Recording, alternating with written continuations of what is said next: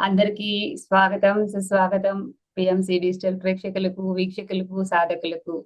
ఈ రోజు మనకి వికసిత పుష్పాలు కార్యక్రమానికి మనకి అతిథిగా వచ్చారు మన భూదేవి మాస్టర్. భూదేవి గారు గత 9 సంవత్సరాలుగా విశేషంగా ధ్యాన సాధన చేస్తూ, ధ్యాన ప్రచారాన్ని చేస్తూ, వారు పొందినటువంటి అనుభవాలతో చక్కగా అందరి సహకారంతో సహస్రార అనే పిరమిడ్ ని నిర్మించుకొని, మరి ఆ పిరమిడ్ కి వచ్చే వారికి వసతితో సహా కల్పిస్తూ భగవద్గీత జ్ఞానాన్ని వారి భార్యాభర్తలు ఇరువురు కలిసి అందరికీ బోధిస్తూ ఎంతో మందికి స్ఫూర్తినిస్తున్నారు. మరి ఈ రోజు వారి నుంచి విశేషంగా వారి జ్ఞానాన్ని తీసుకుందాం. ఉదవి మేడం, వెల్కమ్ అండి. నమస్తే. నమస్తే అండి. నమస్తే. పిఎంసి డిజిటల్ వారికి వన్స్ అగైన్ మళ్ళీ థ్యాంక్ యూ. నమస్తే. స్టార్ట్ చేయమంటారు మేడం? స్టార్ట్ చేసేయండి. Thank you. అందరికీ నమస్కారం అండి. నా పేరు భూదేవి. ముందుగా బ్రహ్మర్షి పితామహ పత్రిజీ గారికి ఆత్మ ప్రణామాలు తెలియజేసుకుంటూ, మాది శ్రీకాకుళం దగ్గర బొడగట్లపాలెం అని ఒక మారుమూల మత్స్యకార గ్రామం. నాకు 2016లో మెడిటేషన్ పరిచయం అయింది మా వారి శివగారి ద్వారా. అప్పటి నుంచి జీవితంలో చాలా అభివృద్ధి చెందాం. అంతకు ముందు ఎలా ఉండేది అంటే, ఎందుకు ఈ జీవితం, అసలు ఎందుకు జీవిస్తున్నామో తెలియదు. ఒక్కొక్కసారి అంటే ఫ్యామిలీ ప్రాబ్లమ్స్ కావచ్చు, హెల్త్ ప్రాబ్లమ్స్ కావచ్చు, వీటన్నిటితో బాధపడుతూ ఉండడం వల్ల ఎందుకు ఈ జీవితం అని చాలా సార్లు అనిపించింది. నేను ఒక అంగన్వాడీ కార్యకర్తగా పనిచేస్తున్నాను. ధ్యానంకు ముందు ఎన్నో అనారోగ్యాలతో బాధపడుతూ ఉండేదాన్ని. ముఖ్యంగా 2006లో నాకు హెడ్ ఇంజ్యూరీ అయింది. ఈ బ్యాక్ సైడ్ 7 కుట్లు పడ్డాయి అన్నమాట. అప్పటి నుంచి మైగ్రేన్తో చాలా ఇబ్బంది పడేదాన్ని. మైగ్రేన్ అంటే ఇంకా విపరీతంగా తలనొప్పి, ఎవ్వరు ఏం చెప్పినా వినిపించుకునే స్టేజ్లో ఉండేదాన్ని కాదు. ఎప్పుడు నాకు నేను ఆ తలనొప్పిని అనుభవిస్తూ, దాంతోనే బాధపడుతూ, ఇంట్లో వాళ్ళు ఎలా ఉన్నారు, పిల్లలు ఎలా ఉన్నారు, అసలు వాళ్ళ యొక్క మంచి చెడ్డలు చూడటం ఇదేంటి కాదు. నా బాధ తప్ప ఇంకా ఈ ప్రపంచంలో ఏ బాధ కూడా నాకు ఎక్కువ కాదు. అలాంటి స్థితిలో ఉన్న నేను ఎప్పుడైతే 2016 మే 1 నుంచి నేను ధ్యానం చేయడం స్టార్ట్ చేశాను. అప్పట్లో మొట్టమొదట పరిచయం చేసేటప్పుడు నాకు అంత ఇంట్రెస్ట్ అనిపించలేదు. ఎందుకు ఈయన ధ్యానం చేసేవారు శివగారు. ఇంట్లో ఆయనకున్న మంచి అలవాటు ఏంటంటే, తనకు తెలిసిన విషయాన్ని ఇంట్లో వాళ్ళకే కాదు, తెలిసిన వాళ్ళందరికీ చెప్పడం ఒక మంచి అలవాటు. అలా ఇంట్లో వాళ్ళు మాతో బలవంతంగా చేయించేవారు అనమాట. ఆ టైం కూర్చోబెట్టి కళ్ళు మూసుకోండి, ధ్యానం చేయండి అని టైం ప్రకారం లేపడం చాలా విసుగ్గా అనిపించేది. అయినా కూడా ఆయన మీద ఉన్న గౌరవంతో ఇష్టం లేకపోయినా ధ్యానం స్టార్ట్ చేశాను.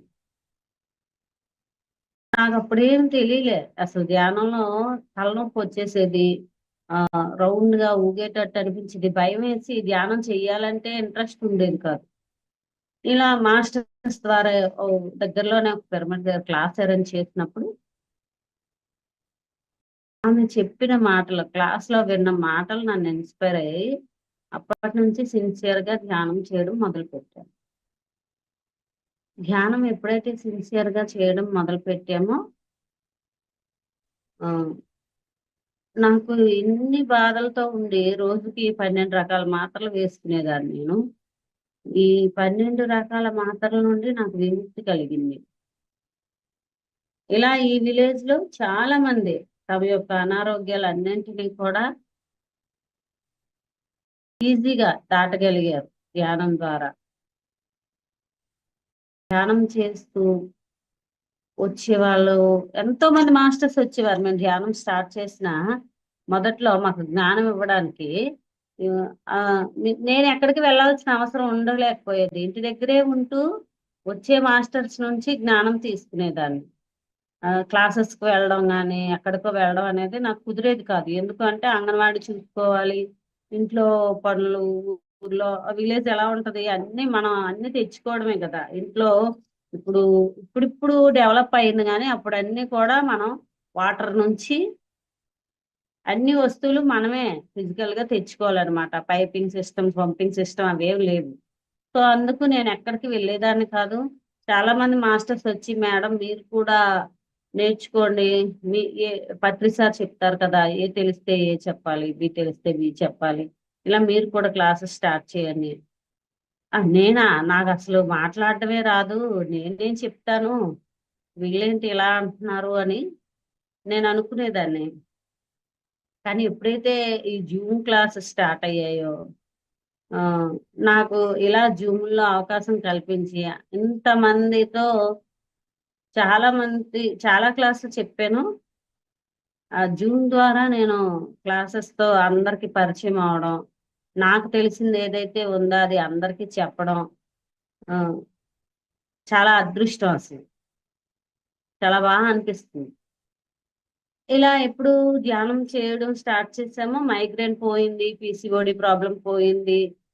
అంతకుముందు చాలా ఆర్థికంగా చాలా ఇబ్బందులు పడేవాళ్ళం. అంటే ఈవెన్ పిల్లలకి కూడా ఇన్ టైంలో ఫీజులు కట్టుకోలేక వాళ్ళేమో బయట నిలబడ్డం, ఇలాంటి ప్రాబ్లమ్స్ అన్ని ఫేస్ చేసాం ధ్యానంకు ముందు.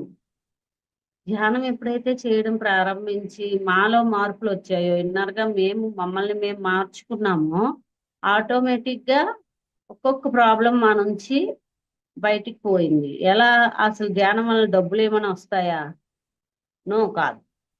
మనము అందుకు సిద్ధంగా ఉంటాము, మనల్ని మనం మౌల్డ్ చేసుకుంటాం. ఎలా మనల్ని మనం మార్చుకోవాలి, ఎక్కడ ఏది ఉపయోగించాలి, ఇదంతా ప్రకృతిలో ఇంటర్లింక్. యజ్ఞం ద్వారా అది శ్రీకృష్ణుడు భగవద్గీతలో చెప్తాడు.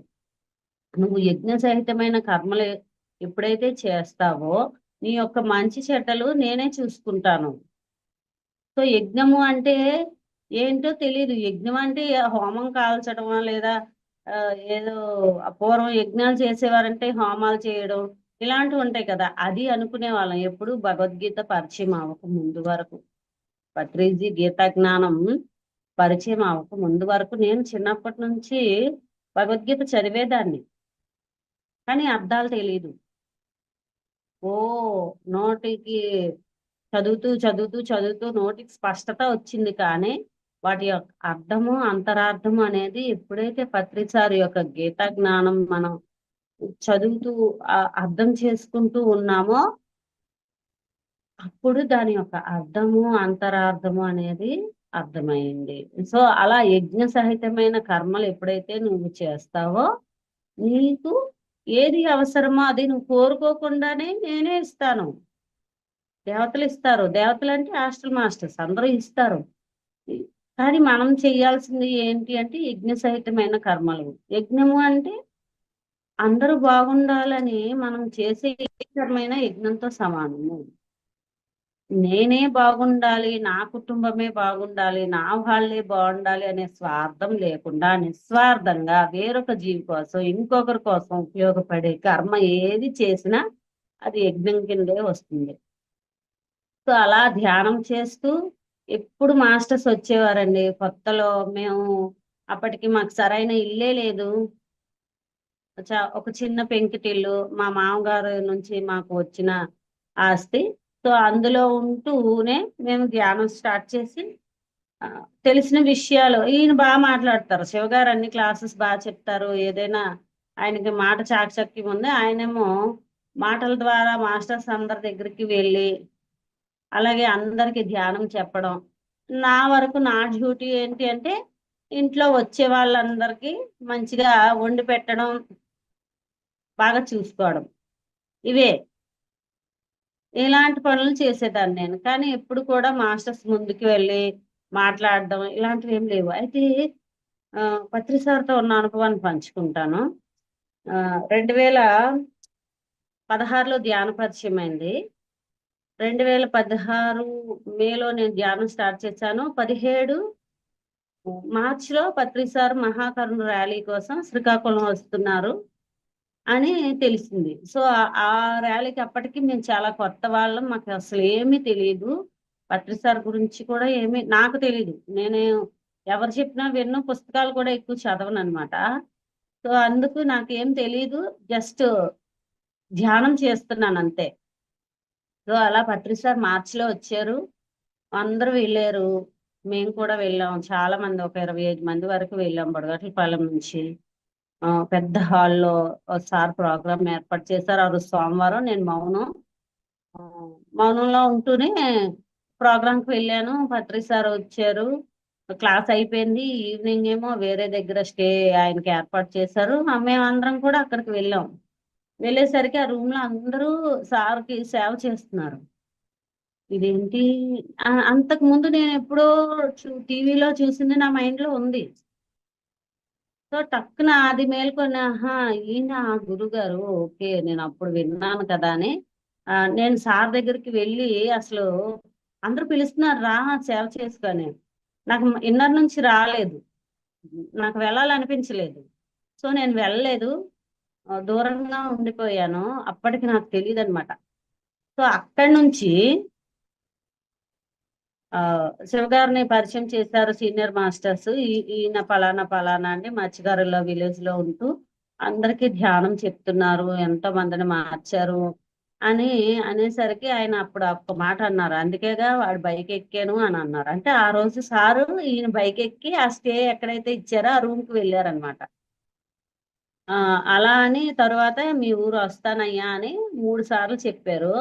వితిన్ 3 months లో, అంటే మళ్ళీ జూలై మంచి ఎండల్లో పత్రి సార్ మా విలేజ్ వచ్చారనమాట. 2017 జూలైలో మా విలేజ్ లో అడుగు పెట్టడం జరిగింది. అంటే 2017లో మేము అప్పుడే కదా కొత్తగా, అసలు ఏం తెలియదు. సార్ వస్తున్నారంటే సీనియర్ మాస్టర్స్ అందరూ కూడా సార్ వస్తున్నారంటే ఇలా ఉండాలి అంటే, ఇది ఒక మత్స్యకారుల విలేజ్ మొత్తం అంతా కూడా ఆ స్మెల్, ఆ లొకాలిటీయే కదా అని మాకు జాగ్రత్తలు చెప్పారనమాట. మేము చూడపోతే చాలా, అసలు ఎంత దీన పరిస్థితిలో ఉన్నామంటే అంత దీన పరిస్థితిలో ఉన్నాము. ఎలా ఏం చేస్తాము, ఆ గురుగారిని మనం ఎలా చూడగలము అని అనుకునే వాళ్ళం. మేమిద్దరం నార్మల్ గా అసలు బయట విషయాలు ఏవి మాట్లాడుకోము, కానీ ధ్యానం విషయంకి వచ్చేసరికి ఇద్దరం డిస్కస్ చేసుకుంటాం అన్నమాట. ఎందుకు అంటే నేను వేరే ఏ గురువు దగ్గరికి వెళ్ళలేదు. మొత్తం నాకు మంచి అవనివ్వండి, ఏ విషయం అవనివ్వండి, శివగారి ద్వారానే నేను తెలుసుకున్నాను అనమాట. నాకు ఏదైనా ధ్యానంలో అనుభవం వచ్చినా, లేకపోతే ఏదైనా డౌట్ వచ్చినా నేను ఆయన్ని అడిగే ఆ డౌట్ క్లియర్ చేసుకునేదాన్ని. నా అనారోగ్య సమస్యలు కానివ్వండి, నాకు ఏ విషయంలో అంటే ధ్యానంలో అనుభవాలు వచ్చినా కూడా శివగారిని అడిగితే ఆయనే నాకు అన్ని చెప్పేవారు. సో అలా ఇద్దరం డిస్కస్ చేసుకుంటున్నాము. అయ్య బాబాయ్ ఇంత చెయ్యాలా, గురువు గారు వస్తే ఇన్ని చెయ్యాలా, మన పరిస్థితి చూస్తే ఇలా ఉంది అని అనుకొని, అప్పట్లో పత్రి సార్ది చిన్న సైజు పాస్పోర్ట్ సైజ్ ఫోటో ఒకటి నేను మా ఇంట్లో ఫ్రిడ్జ్ టీవీ మీద పెట్టుకున్నాను. సో అలా టీవీ మీద పెట్టుకున్న దాంతో ప్రతిరోజు మాట్లాడేదాన్ని అనమాట సార్తో. అయ్యా గురుగారు మీరు ఎప్పుడు వస్తారో, అసలు వస్తారా, ఎన్ని డౌట్లు ఉన్నాయి, మీకు మాకు సేవ చేసుకునే భాగ్యం మాకు ఉందా లేదా అని నేను ప్రతిరోజు నైట్ ధ్యానం చేసిన తర్వాత మాట్లాడేదాన్ని అనమాట. మాట్లాడితే సార్ ఇలా కన్నార్పి నాకు సైగ ఇచ్చినట్టుగా నాకు అనిపించేది. ఆయన ఇచ్చారు కూడా. సో అలా అనుకున్న ఏదైతే అయిందో, ఏ మేము ఏదైతే ఆ రోజు ఆలోచించామో నిస్వార్థంగా, అదే విధంగా పత్రి సార్ రావడం, ఇక్కడ నుంచి ఒక 5 కిలోమీటర్ల ముందే దిగి మళ్ళీ ఈయన బైక్ ఎక్కి ఆ బైక్ నుంచి ర్యాలీగా వచ్చి శాకాహార ర్యాలీగా విలేజ్ లోకి రావడం, వచ్చి రాగానే ఇంత పూరి గుడిసె లాంటి ఒక ఇంటికి, మా ఇంటికి వచ్చి ప్రతి రూమ్ కి ఎనర్జీ ఇచ్చి మార్చావా వీడిని అని అడిగారు నన్ను. నాకు అప్పుడు అర్థం కాలేదు, నేను మార్చడం ఏంటి, నా మాటే వెండగినా ఈ గురుగారు ఎలా అంటున్నారని మనసులో అనుకున్నాను. కానీ నేనే మార్చానని ఆ తర్వాత నాకు అర్థమైంది. ఎందుకు అంటే నేను చెప్తాను. నేను ఇన్ని పట్టుకొని, అంటే ఎన్నో వ్యసనాలతో ఉండేవారు, ఎప్పుడు ఇంటి పరిస్థితి చూసేవారు కాదు, మమ్మల్ని పట్టించుకునేవారు కాదు. ఆయన ఫ్రెండ్స్, ఆయన జలసా, ఇవన్నీ అంటే ధ్యానంకు ముందు అలా ఉండే ఒక వ్యక్తి ఆ, నా అంగన్వాడీకి వచ్చే ఆ 3,000 4,000తో నేను పిల్లల్ని వాళ్ళ చదువులకి చూసుకునేదా. ఇంట్లో భోజనానికి వాటికి ఆయన చూసుకునేవారు, పిల్లల ఫీజులకి వాటికి ఇబ్బంది కలగకుండా నేను చూసుకునేదన్నమాట. సో అలా ఆయన పట్టించుకోకుండా ఎప్పుడు ఇబ్బంది పడుతూ ఎప్పుడు బాధపడుతూ నాలో నేనే కుమిలిపోతే ఇటు తల్లిదండ్రులకి చెప్పలేను, పక్కనున్న మా ఆ తోటి కోడళ్ళకి చెప్పలేను. ఎందుకు తల్లిదండ్రులకు చెప్తే నువ్వే ఇష్టపడి చేసుకున్నావు, నువ్వే అనుభవించు అంటారు. లేదు వీళ్ళు మా తోటి వాళ్ళకి చెప్తే నవ్వుతారు, హేళన చేస్తారు, మమ్మల్ని చులకనగా చూస్తారు అనే భావంతో ఎవ్వరికి చెప్పకుండా నాలో నేనే కుమిలిపోతూ ఈ యాక్సిడెంట్ కి, ఈ మైగ్రేన్ కి, ఈ రెండింటికి కలిపి 2 సార్లు కోమాలోకి వెళ్ళాను అన్నమాట ధ్యానంకు ముందు. సో అలా ఉండే జీవితాన్ని ఎప్పుడైతే పత్రి సారు వస్తారా రారా అని డౌట్ వచ్చిందో, ఆయన వచ్చారు, రూమ్ కి ఎనర్జీ ఇచ్చారు. ఆ నేను ఎలా మార్చాను అనే ఆ టాపిక్ లో ఉన్నాం కదా. సో అలా ఉంటూ ఇంకా నీతో నేను పడలేనురా నాయన అని చెప్పి ఆ మా అమ్మ వాళ్ళ ఇంటికి నేను వెళ్ళిపోయాను అనమాట. మా అమ్మ వాళ్ళు ఎప్పుడు చెప్పేవారు, ఈయన పరిస్థితి చూసి ఇంకొచ్చేయమ్మా, అతనికి ఒక బాధ్యత లేదు, ఏమీ లేదు, నువ్వు కాళ్ళ మీద నువ్వు నిలబడగలవు, వచ్చే అని ఎప్పుడు అనేవారు. కానీ నేను వెళ్ళేదాన్ని కాదు. ఎందుకు అని మరి తెలియదు. ఇంతటి మరి ఈ విద్య నేర్చుకోవాలంటే మరి ఆయనతో పాటు ఉండనే కదా మనకి ఈ విద్య వస్తుంది. సో అందుకేనేమో మరి ప్రకృతి అలా కల్పించింది. అలా 2 నెలలు ఎప్పుడైతే నేను మా కన్నవారి ఇంట్లో ఉండిపోయానో ఆయన ఈ పీక్ స్టేజ్ లోకి వెళ్ళిపోయారు అనమాట. అంటే ఇంకా తాగడం, పడుకోవడం, భోజనం కూడా లేదు. మరి నేను పట్టించుకోలేదు, వదిలేశాను. ఎప్పుడైతే పీక్ స్టేజ్ లోకి వెళ్ళిపోయారో అప్పుడు ఒక టీవీ మెకానిక్ ద్వారా అదే స్టేజ్ లో ఈయనకి ధ్యానం పరిచయం అవడం, ఆ అంటే భార్య లేని ఆ స్టేజ్ లో ఆయనకి వైరాగ్యం రావడం, ధ్యానం స్టార్ట్ చేయడం, ఇదంతా వచ్చింది నాకు. ఆ గురుగారు అడిగినప్పుడు, పత్రి సార్ అడిగినప్పుడు నాకు అలా అర్థం కాలేదు. కానీ సో ఎప్పుడైతే మనం వాళ్ళకి అవకాశం ఇస్తామో ఆ వైరాగ్యం రావాలంటే నేను అక్కడ నుండి దూరం వెళ్ళాలి. నేను వెళ్ళనంత కాలం ఆయనలో మార్పు రాదు అనే విషయం తర్వాత నాకు అర్థమైంది అనమాట. అలా ఆయనలో మార్పు రావడం, పత్రి సార్ వచ్చారు, పెద్ద క్లాస్ అయ్యింది, చాలా సక్సెస్ అయ్యింది. ఇంకా అప్పటి నుంచి ఎప్పుడైతే ఆయన అడుగుపెట్టి మా ఇంట్లో అడుగుపెట్టి రూమ్ కి ఎనర్జీ ఇచ్చారో మా యొక్క ఆర్థిక పరిస్థితిలో కూడా చేంజెస్ రావడం మొదలయ్యాయి. మా అమ్మ వాళ్ళు మాకు ఇప్పుడు ఈయనలో మార్పు చూసి మమ్మల్ని యాక్సెప్ట్ చేయడం అప్పుడు కూడా చూసేవారు. కానీ ఎలా అంటే ఎంతవరకు అంతవరకు ఉన్నారా, తిన్నారా అంతే. మా బాగోగులు ఏం పట్టించుకునేవారు కాదు. ఎందుకంటే ఏమి ఇచ్చినా ఈయన తినేస్తాడు, తాగేస్తాడు, తగలబెట్టేస్తాడు, అందుకు మమ్మల్ని పట్టించుకునేవారు కాదు అన్నమాట. సో అలా అక్కడి నుంచి మేము కొద్దిగా డెవలప్ అవ్వడం మొదలైంది. అలా పత్రి సార్ వస్తున్నారు అంటే 10/10 ఒక చిన్న పిరమిడ్ మీద రేకు వేసుకొని ఆ సార్తో ఓపెన్ చేయిద్దామని స్టార్ట్ చేసాము. అలా స్టార్ట్ చేసిన పిరమిడ్ ఇప్పుడు ఈ విలేజ్ లో 9 పిరమిడ్లు వచ్చాయి. బుడగట్లపాలెంలో 2 పబ్లిక్ పిరమిడ్లు, అలాగే ఎవరి వారి ఇంటి మీద వాళ్ళు అలా 7 పిరమిడ్లు నిర్మించుకున్నారు. అలా పిరమిడ్ ఎనర్జీ అంతా కూడా ఈ ప్లేస్ అంతా నిండింది. ఈ విషయాలన్నీ కూడా నాకు ధ్యానంలో కనిపించేవి. అంటే బీచ్ లో రకరకాల పిరమిడ్లు కనిపించేవి అనమాట ధ్యానంలోకి వచ్చే కొత్తలో. కానీ నాకు అర్థమయ్యేది కాదు.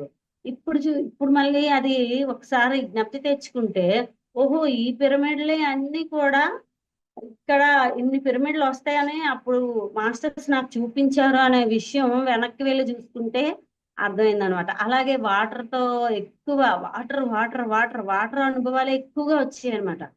వాటర్ అంటే ప్రచారం చెయ్యాలి అని చెప్పేవారు.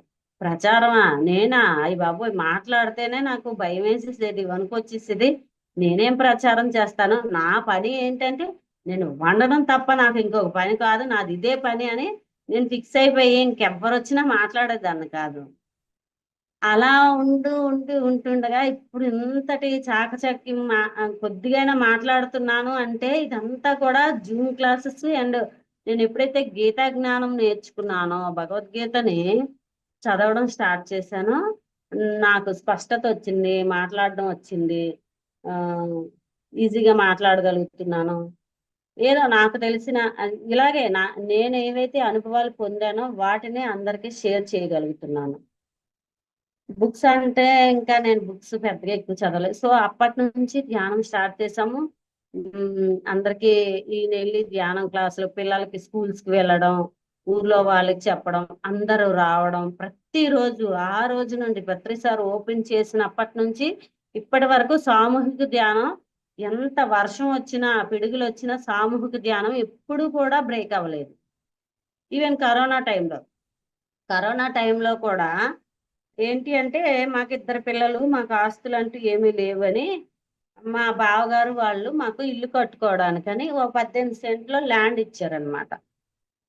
సో అందులో వాళ్ళు ఎప్పుడైతే మీరు తీసుకోండి అని మాకు చెప్పిన క్షణంలోనే మా ఇద్దరికి వచ్చిన ఒకే ఒక ఆలోచన, మేము పిరమిడ్ కట్టుకోవాలి, ఇల్లు ఎలాగైనా పర్వాలేదు, పిరమిడ్ కట్టుకోవాలి అని ఒక ఆలోచన రావడం 2020లో జూన్ నెలలో స్టార్ట్ చేసాం అనమాట. జూన్ 16న స్ట్రక్చర్ అనేది మేము అక్కడ ఏర్పాటు చేసుకున్నాము.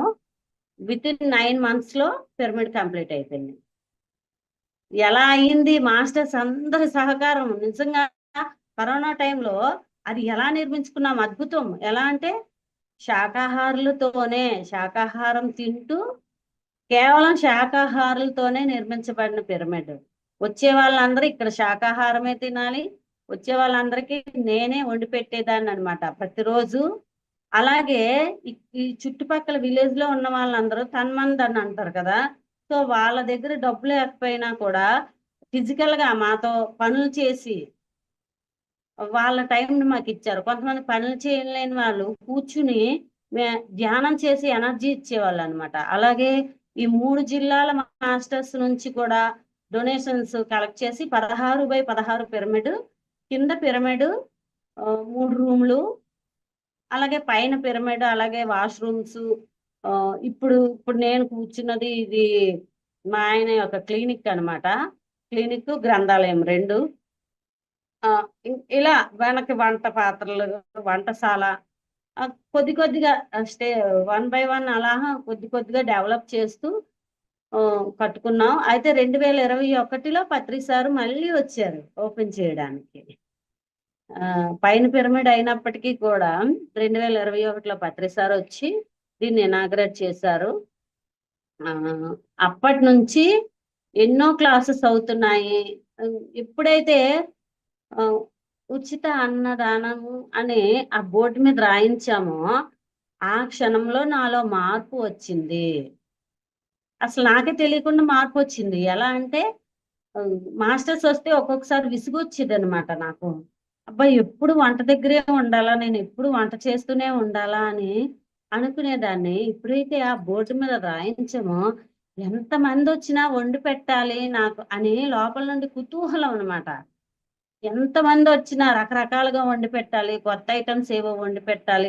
అసలు ఈ మాంసాహారులు ఈ భోజనంతోటే మారిపోవాలి, ఇలాంటి ఆలోచనలన్నీ కూడా నేను ఒకరోజు నాకు ధ్యానంలో అనిపించింది. ఏంటంటే ఎప్పుడు బోర్డు పెట్టానో ఆ క్షణం నుంచి నాలో చాలా మార్పు వచ్చింది. నిజమే కదా.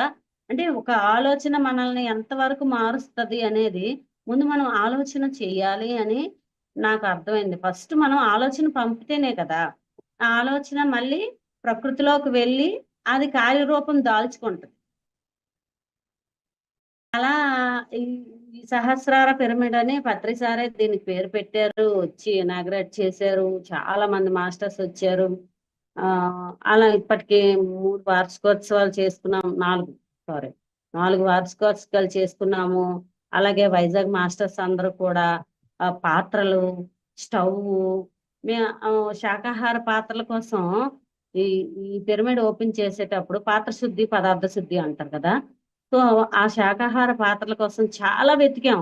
వెతికి వెతికి వెతికి విసిగిపోయాం అనమాట. విసిగిపోయి ఇంకా ఆ రోజు నిర్ణయించుకున్నా ఏంటంటే మనకంటూ కొన్ని పాత్రలు ఉండాలి, కేవలం శాకాహార పాత్రలే ఉండాలి అనే ఉద్దేశంతో ఇక్కడ ఉన్న వాళ్ళందరం కూడా తలా ₹1 వేసుకొని 3 సంవత్సరాలు అవుతుంది ఆ శాకాహార పాత్రలను కొనుక్కుని ఇక్కడే ఉంచాము. అలాగే జిల్లాలో ఎక్కడ ప్రోగ్రాం జరిగినా మన దగ్గర నుండి పాత్రల్ని అందరికీ అందించడం ఇక్కడి నుంచి వెళ్తున్నాయన్నమాట. ఇలా వచ్చేవాళ్ళు వెళ్ళేవాళ్ళు అందరూ శాకాహార పాత్రలతోనే జరగడం, అలాగే మాస్టర్స్ యొక్క సహకారంతో మనకి ఇక్కడ పెద్ద స్టవ్, తర్వాత ప్లేట్స్, గ్లాసెస్ అన్ని ఉన్నాయి, ఏం లేదు అనడానికి లేదు. కానీ సేవ చేసుకునే భాగ్యం ఇచ్చినందుకు మేము ఎంత ఆనందిస్తున్నానో నేనైతే. ఎందుకు అందులోనే ఆనందం ఉంది. వన్స్ ఒక వర్క్ చేస్తూ ఉంటే నార్మల్ గా అంటే కొంత సమయం మనము ఏదైనా పని చేస్తే అలసిపోతాము. కానీ నాన్ స్టాప్ గా చేసినా నాకు అలసట, ఈ వంట అనే దాంట్లో నాకు అలసట అస్సలు రావడం లేదు. అంటే నా ప్రొఫెషన్ వంట అని నేను ఫిక్స్ అయిపోయాను. సో ఎంత చేసినా కూడా ఉదయం నుంచి ఒకరోజు అప్పటికి మా దగ్గర చిన్న చిన్న పాత్రలు ఉన్నాయి. మా వారు ఏంటంటే కార్తీకంలో ఇక్కడ పిక్నిక్ ఏర్పాటు చేస్తారు పౌర్ణమి రోజున. ఏర్పాటు చేస్తే చిన్న చిన్న పాత్రలు ఒక్కొక్కరు వస్తుంటే వండుతున్నాం. ఆటోతో వస్తున్నారు ఒక 10 మంది, ఇలా 250 మంది వచ్చారనమాట. ఈ 250 మందికి కొద్ది రాత్రి 12 వరకు నాన్ స్టాప్ గా వంట చేశాను. కానీ నాకు అసలు అలసట లేదు. అసలు మైగ్రేన్ తో బాధపడేటప్పుడు చిన్న పని చేసినా తలనొప్పి వచ్చేది, కొద్దిగా స్టెయిన్ అయినా తలనొప్పి వచ్చేది, కొద్దిగా ఆనందం ఎక్కువైనా తలనొప్పి వచ్చేసేది. కానీ నా మార్పుని నేను ఎలా గమనించుకున్నాను అంటే, ధ్యానం చేస్తూ ఎప్పుడైతే మనం నిస్వార్థంగా చెయ్యాలి అనే తపన మనలో, మన ఆలోచన విధానంలో ఎప్పుడైతే ఉంటుందో మనకి అలసట ఉండదు. సో మనకి అలసట వచ్చినా, అనారోగ్యం వచ్చినా, ఏమైనా రుగ్మతలు వచ్చినా వీటన్నింటికి కూడా మన ఆలోచనలే కారణము. సరికాని ఆలోచనలు, ఈ సరికాని ఆలోచనల వల్లనే మనము అనారోగ్య పాలు అవుతున్నాము అనే విషయము నేను బుక్స్ చదవడం ద్వారా, నేను మరీ ఎక్కువ చదవను, కొద్దిగా బుక్స్ చదువుతాను. సో బుక్స్ చదవడం ద్వారా ధ్యానం చేస్తే ఛార్జింగ్ అవుతుంది, నీ లోపల క్లీన్ అవుతుంది. కానీ నీ జ్ఞానం రావాలి కదా. ధ్యానం ఒకటే కాదు, పత్రిసారి 3 చెప్పారు. ధ్యానంతోనే జ్ఞానము, జ్ఞానం వలనే ముక్తి. సో జ్ఞానము రావాలి అంటే ఇలా మాస్టర్స్ తో సజ్జన సాంగత్యం చేయాలి. అలాగే ఎంతో మంది మాస్టర్స్ యొక్క బుక్స్ ఉన్నాయి, ఆ బుక్స్ అన్నింటి నుండి మనం జ్ఞానం తీసుకోవాలి. తీసుకున్నాము, చదివాము అంటే కాదు, తీసుకున్న దాన్ని మన జీవితంలో ఎంతవరకు దాన్ని మనము ఆకలింపు చేసుకున్నాము, దాన్ని మనము ఆచరణలో పెట్టామనే విషయాన్ని కూడా మనం తెలుసుకోవాలి. సో అలా జ్ఞానము రావాలంటే పుస్తకాల ద్వారా, పుస్తకాలు చదువుతూ ఉన్నప్పుడు ఓహో నిజమే కదా, ఆలోచన నియమాలు, ఆత్మ అనుభవాలు, ఇలాంటి బుక్స్ చదివేటప్పుడు ఏంటంటే ఒక సరికాని ఆలోచన చేస్తే ఓ నిజమే కదా, నేను ఫలానా పుస్తకంలో చదివాను, నా ఆలోచన బాగోలేదు, సో నేను ఇక్కడ ఏం మార్చుకోవాలి. లేదు ఇంట్లో ఏమైనా డిస్టర్బెన్సెస్ వస్తాయి, మనుషులం కదా, ఏదైనా ఒక సంఘటన ఎదురైంది, డిస్టర్బెన్స్ వచ్చాయంటే ఓహో ఇక్కడ నేను ఎక్కడో తప్పు త్రోవ పడుతున్నాను, సో ఇది నేను సరి చేసుకోవాలి అని లోపల నుంచి, ఇన్నర్ నుంచే నాకు తెలుస్తుంది, నాకు చెప్తుంది. నా లోపల ఉన్న నా ఆత్మ నాకు చెప్తుంది ప్రతి విషయం కూడా. ఎక్కడ ఎవరినైనా ఇబ్బంది పెట్టే మాట్లాడినా, గట్టిగా మాట్లాడినా, నేను ఇప్పుడు చేస్తున్న జాబ్ లో కూడా మొదట్లో ఎలా ఉండేదాన్ని అంటే, నేను చాలా పర్ఫెక్ట్, నేను ₹1 తిన్ను, ఇంకొకరిని తిన్నివ్వను, నేను ఇంత పర్ఫెక్ట్ గా ఉన్నాను కదా, నన్ను ఎవరు మాట్లాడడానికి లేదు, ఒక మాట్లాడినా కూడా తీసుకోలేకపోవడం వల్ల అప్పుడు కూడా తలనొప్పి వచ్చేది. ధ్యానంలోకి వచ్చాక కూడా ఎలా అవతల వాళ్ళు కరెక్ట్ గా లేరు, నేనే కరెక్ట్ గా ఉన్నాను అనే భావంతో ఉండేదాన్ని అనమాట. ఎప్పుడైతే బుక్స్ చదువుతూ ఉన్నామో ఒక్కొక్క పుస్తకం ఒక్కొక్క మిత్రుడు లాంటిది. సో ఎంతో నేర్పుతాయి పుస్తకాలు మనకి.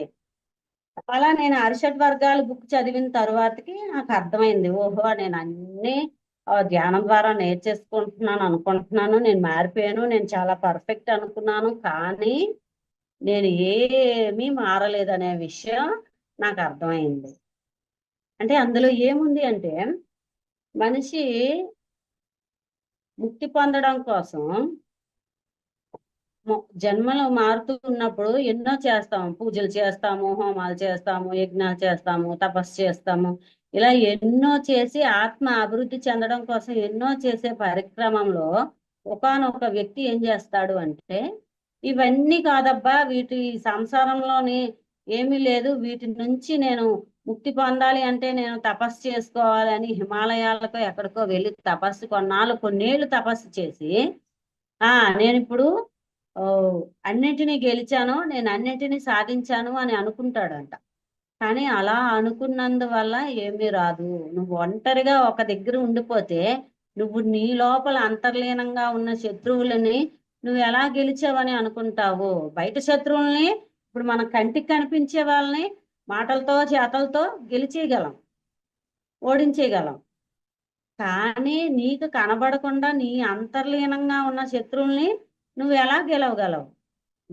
అటువంటి సంఘటన నీకు ఎదురైనప్పుడే నువ్వు వాటిని గెలిచావా లేదా అనే విషయం నీకు తెలుస్తుంది. లేకపోతే నేను గెలిచాను అని అనుకుంటాను అంతే. ఇప్పుడు నేను అనుకునేటట్టే, నేను చాలా మంచిదాన్ని, అబ్బా నాకు జ్ఞానం లేకపోయినా, నాకేమీ తెలియకపోయినా కూడా నేను పర్ఫెక్ట్, ఎదుటి వాళ్ళే తప్పు చేస్తున్నారనే ఆ ఆ భావనలో ఉండేదాన్ని అనమాట.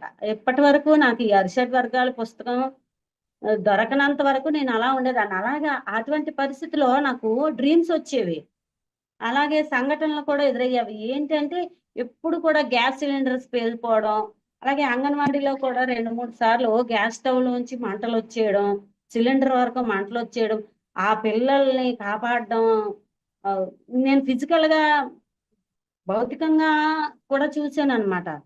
ఏంటి ఇలా జరుగుతుందని అందరిని అడిగాను మాస్టర్స్ ని. అంటే ధ్యానంలోకి వచ్చిన కొత్తల్లో ఒక 2-3 సంవత్సరాల్లో ఎప్పుడు గ్యాస్ తాలూకు సమస్యలు వచ్చేవి. ఎందుకు ఇలా వస్తున్నాయని 2-3 అడిగితే, మీకు గత జన్మలో ఎప్పుడైనా ఈ ఏదో అనుభవించి ఉంటారు, అవి డ్రీమ్స్ ద్వారా పోతున్నాయి అని చెప్పారు. కానీ ఎప్పుడైతే ఈ అరిషడ్ వర్గాలు పుస్తకము నాకు పరిచయం అయిందో, దాన్ని నేను చదివి అర్థం చేసుకోవడం మొదలు పెట్టాను. అంటే శరీర స్థాయిలో గనక సారీ శరీర స్థాయిలో మనము కింది 3 చక్రాల్లో అనారోగ్యాలు వచ్చాయి అంటే, బుద్ధి స్థాయిలో మనం అరిషడ్ వర్గాలని వాడాల్సిన దగ్గర వాడడం లేదు, ఎక్కువగా అయినా వాడుతున్నాము, అనవసరంగా అయినా వాడుతున్నాము అనే విషయము అర్థమైంది. అంటే నీ బుద్ధి స్థాయిలో అరిషడ్ వర్గాలని గనక జయించకపోతే నీకు కింది 3 చక్రాల్లో అనారోగ్యాలు వస్తాయి. కింది 3 చక్రాల్లో అంటే లిటర్నేటరీ సిస్టమ్ తాలూకా అనారోగ్యాలు వచ్చాయి అంటే చాలా సింపుల్ గా మనం ఐడెంటిఫై చేయొచ్చు అన్నమాట. అప్పుడు నువ్వు నీ అరిషడ్ వర్గాల్ని ఎక్కడో మిస్యూజ్ చేస్తున్నావు, ఎక్కడో వాడాల్సిన దగ్గర వాడటం లేదు, ఎక్కువగా వాడుతున్నావు అనే విషయము నాకు అర్థమైంది. అలా బుక్ చదివేటప్పుడు అందులో కూడా ఒక విషయం ఉంది. ఏంటి అంటే, గ్యాస్ట్రిక్ ప్రాబ్లం గానీ, గ్యాస్ తాలూకు సమస్యలు ఉన్నాయంటే నువ్వు క్రోధాన్ని గెలవాలి, నువ్వు క్రోధాన్ని కంట్రోల్లో ఉంచుకోవాలి.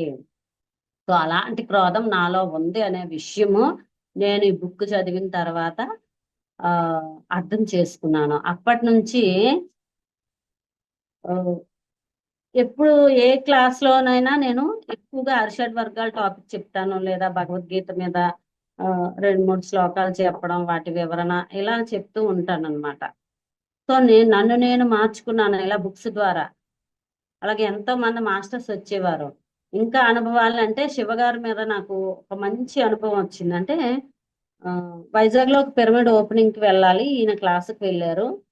క్లాసుకి వెళ్ళి ఆయన అక్కడ ఉన్నారు, ఇక్కడ నుంచి నేను వెళ్ళి ఇద్దరం ఆ పిరమిడ్ ఓపెనింగ్ దగ్గరికి వెళ్దాం అని అనుకున్నాం అనమాట. 2019 అనుకుంటా, 19లో నాకు ధ్యానంలో కూర్చున్నాను, కనిపిస్తుంది అంటే నేను నా వర్క్కి నేను వెళ్ళిపోయాను. ఈ శివగారు ఏంటంటే వేరే అమ్మాయితో ఉన్నారనమాట. ఏంటి ఈయన ఇలా ఉన్నారు అని నేను ఇంటికి వచ్చేసరికి వాళ్ళిద్దరూ ఇంటి దగ్గర ఉన్నారు. నాకు చాలా బాధేసింది. నేను ఉన్నాను కదా, సరిపోతాను కదా, ఈయన ఎందుకు ఇంకొక అమ్మాయిని చూడడం, ఇంకొక వారితో ఎందుకు సాంగత్యం ఏర్పాటు చేసుకున్నారు అని బాధపడ్డాను, ఏడ్చాను.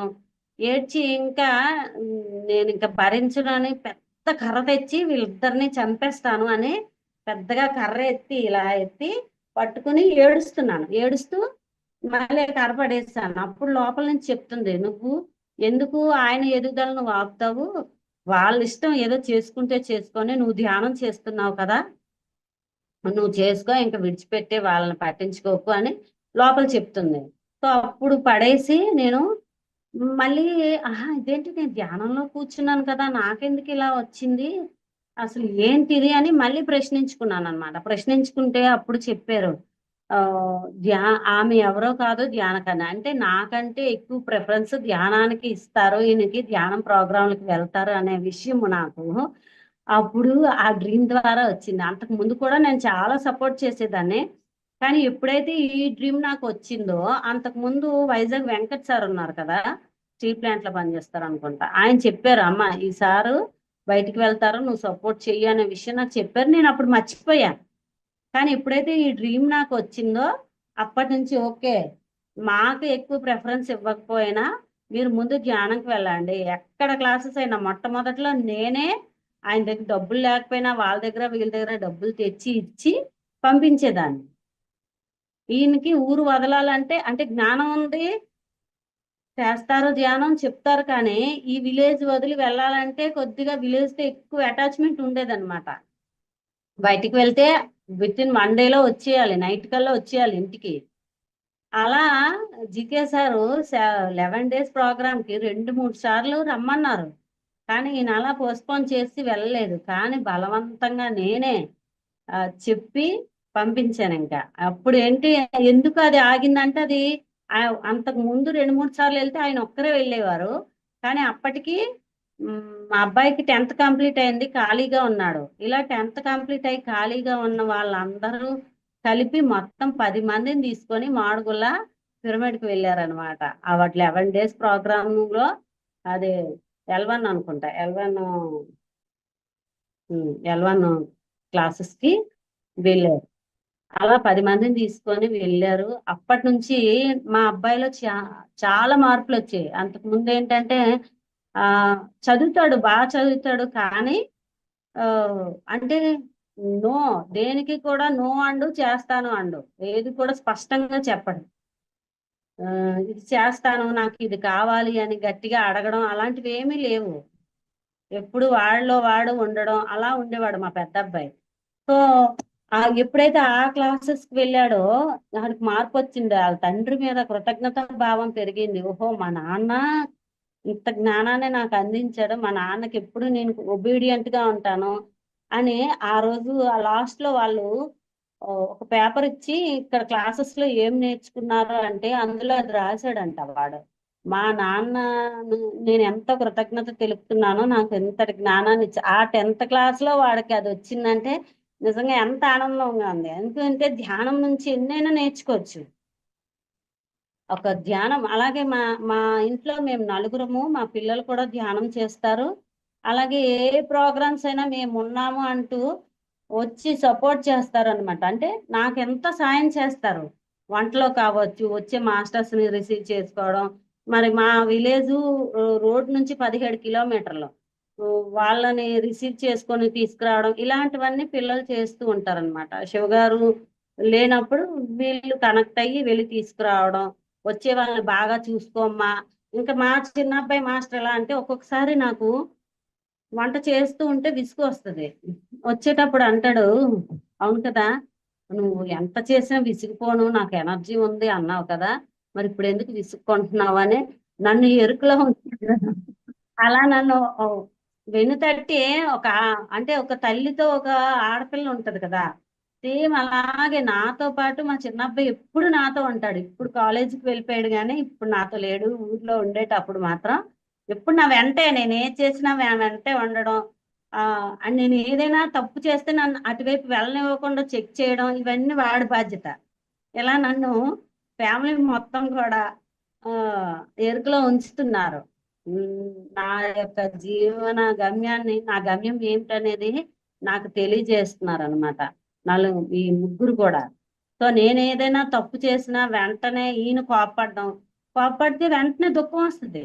ఇదేంటి, నేను ఎంత కష్టపడుతున్నాను వీళ్ళ కోసమే కదా, నా స్వార్థం కోసం నేను ఏం చేసుకోవడం లేదు, అయినా ఎందుకు నన్ను గసురుతున్నారు, ఎందుకు నన్ను ఇలా అంటున్నారు అని అనుకుని ఒక క్షణం ధ్యానంలో కూర్చుంటే అక్కడ నేను ఏదో నేర్చుకోవాలి, ప్రతి ఒక్క సిచ్యుయేషన్ ఏదో నేర్చుకోవాలి అనే విషయము లోపల నుంచి నా ఇన్నరే నాకు చెప్తుంది. సో అప్పటి నుంచి దాన్ని మార్చుకోవడం అలా ఆ ఇప్పటి వరకు చాలా నేర్చుకున్నాను. ఇంకా నేర్చుకోవాల్సింది ఇంకా ఎక్కువ ఉంది, నేర్చుకుంటూనే ఉన్నాను. ఇంకా ఉందా మేడం టైము? ఏమైనా క్లాస్ ఆ, చెప్పమంటారా? ఇంకో 5 నిమిషాలు చెప్పొచ్చు. అయితే నాకు ఒక చిన్న డౌట్. L1 క్లాసులు అన్నారు కదా, జీకే సార్ స్పిరిచువల్ టాబ్లెట్ సంబంధించి, అందులో ఏం బోధిస్తారు, ఏం నేర్పిస్తారు? నేను వెళ్ళలేదు మేడం, వాళ్ళే వెళ్ళారు. ఓ, ఐడియా 350 లేదా? టాబ్లెట్స్ ఉన్నాయి కదా, ఆ టాబ్లెట్స్ ఉమ్, మీద చెప్తారనమాట మొత్తం. ఉమ్, నిజంగా అంటే నేను ఇంకా ఒక విషయం మర్చిపోయాను. ఏంటి అంటే ఈయన అంతవరకు మామూలుగా ఉండేవారు, కానీ ఎప్పుడైతే ఆ క్లాసెస్ కి వెళ్ళి వచ్చారో సడన్ చేంజ్ అన్నమాట. ఒకేసారి ఆధ్యాత్మికతకి ఎక్కువ ప్రిఫరెన్స్ ఇవ్వడం. నార్మల్ గా ధ్యానం తనకు తాను ధ్యానం చేసుకోవడం వేరు, కానీ ఈ జ్ఞానాన్ని అందరికీ పంచాలి. ఎంతో అసలు అంటే మెదడుకు సాన పెట్టినట్టు అయింది.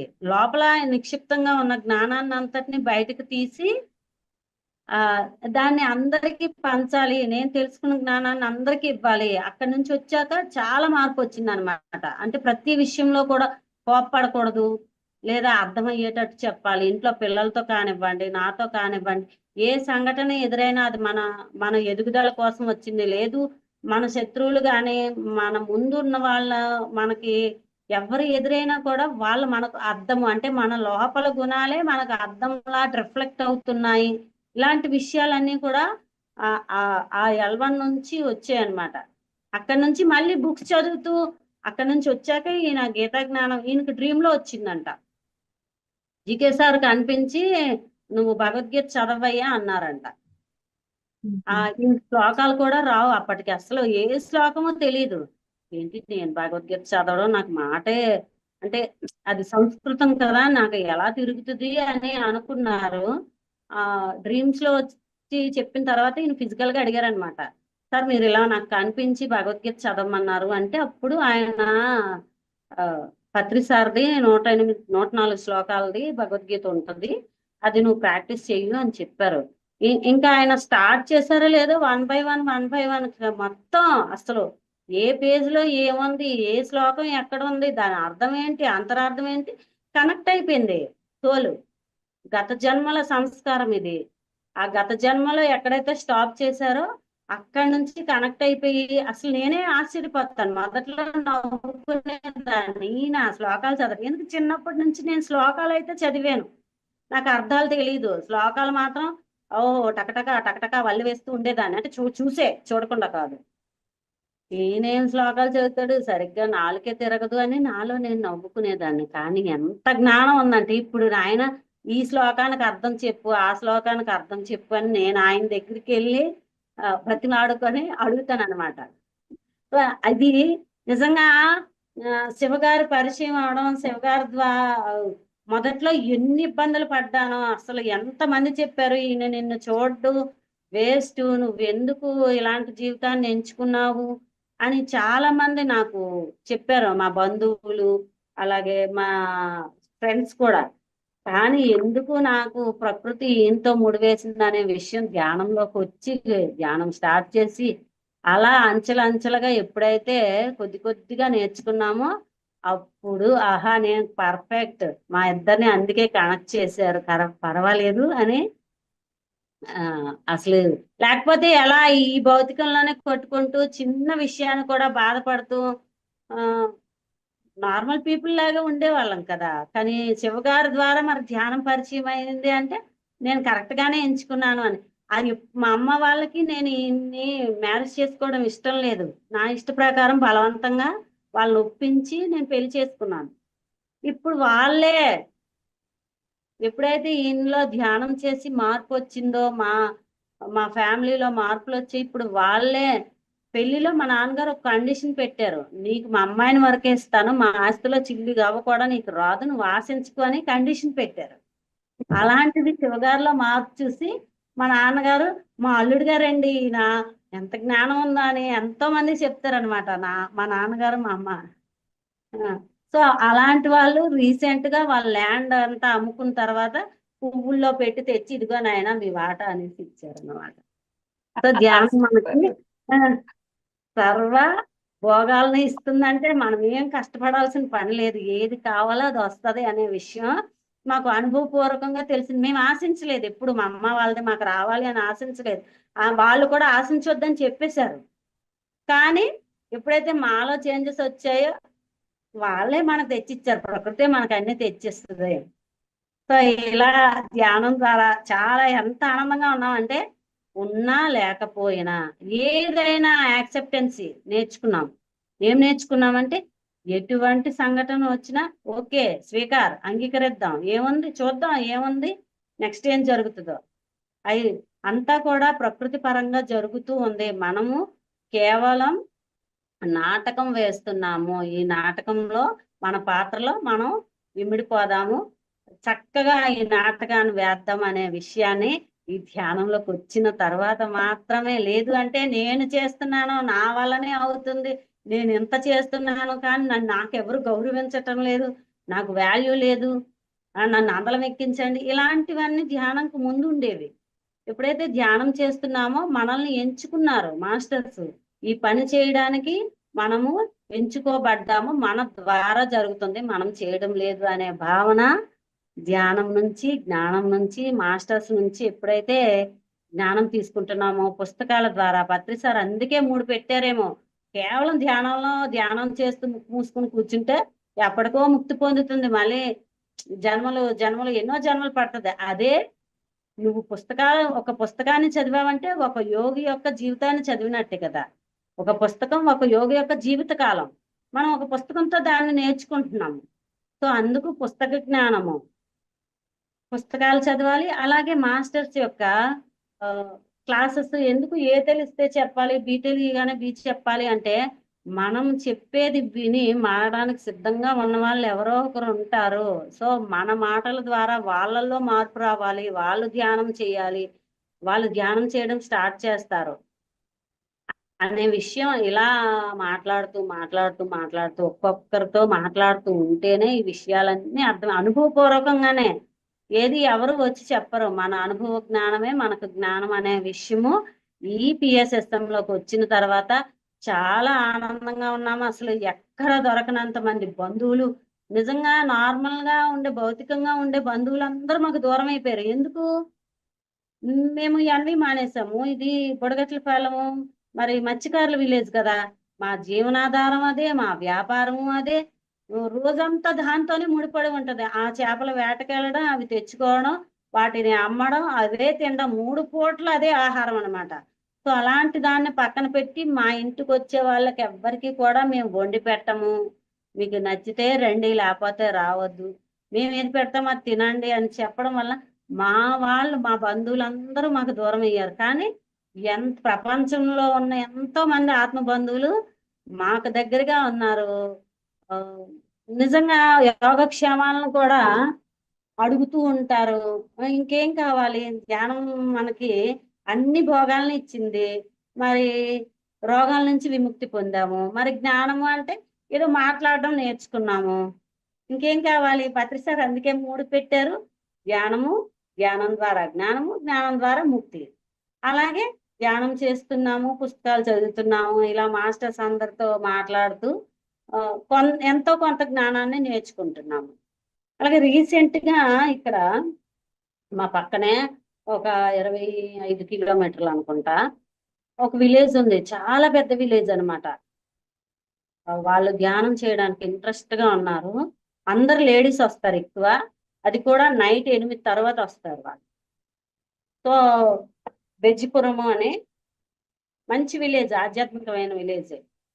దానిలో ఒక ఆ విలేజ్ లో ఉన్న ఒక రాజకీయ నాయకుడు ఆయన ఇంట్రెస్ట్ ద్వారా ఒక పెద్ద హాల్ ఇచ్చారనమాట, ధ్యానం ప్రోగ్రామ్ ఏర్పాటు చేసుకోవడానికి, ధ్యానం క్లాసులు పెట్టుకోవడానికి. సో వాళ్ళు ఎంత టీం అంటే 8 గంటలప్పుడు ఈవెన్ చిన్న పిల్లల నుంచి పెద్దవాళ్ళు ముసలి వాళ్ళ వరకు అందరు కలిపి 100 మంది ఆ టైంలో వచ్చేస్తారనమాట ధ్యానం చేయడానికి.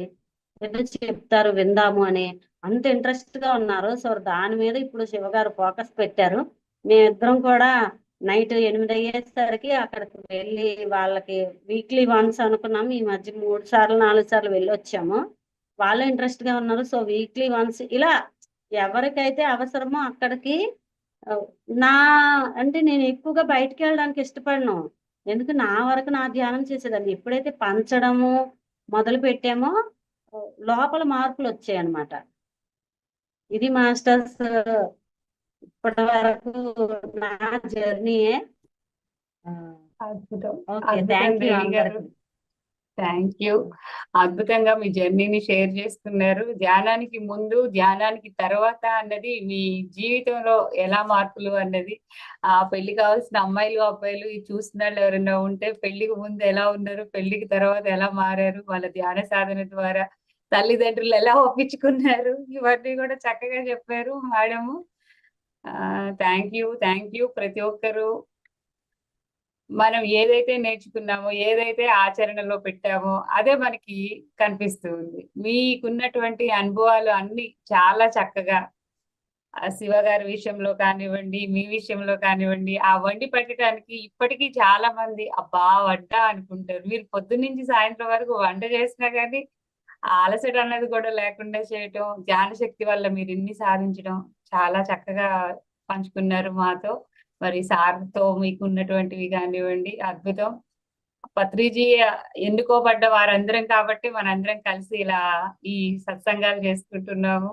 మరి మన వంతు మనం కూడా మనమేమి నేర్చుకున్నామో అందరికీ పంచాలి. మీరు ఎలా అయితే చెప్తున్నారో అలాగా మాస్టర్స్ ప్రతి ఒక్కరు తన్ మన్ ధన్ ఎవరం ఏం చేయగలిగితే అది చేద్దాం. మన పత్రిజీ ఆశయాన్ని మన ఆశయంగా పనిచేస్తున్నటువంటి ప్రతి ఒక్క పిరమిడ్ మాస్టర్ కి వేల వేల కృతజ్ఞతలు.